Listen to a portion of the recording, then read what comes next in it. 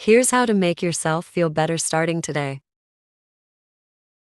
Sometimes just walking away from something for a few minutes can help when you're feeling stressed, overworked, burned out, or exhausted. Physical activity is linked to reductions in depression and improved mood, so a quick walk around the neighborhood can be a good way to start feeling better right away. Listening to music can be an enjoyable experience, but there is also evidence that music has psychological benefits, including having an influence on your moods. Helping others, often referred to as prosocial behaviors, can also be a great way to feel better right now. When you are feeling stuck in a negative mindset, sometimes just spending a few minutes chatting or texting with a good friend is enough to put you in a better state of mind. Bake cookies, dance, do yoga, eat a healthy, delicious meal, make a playlist of your favorite songs, meditate, play with your dog, practice a hobby, read a book, take a relaxing hot bath, watch a funny online video, watch your favorite movie or TV show, write in a gratitude journal,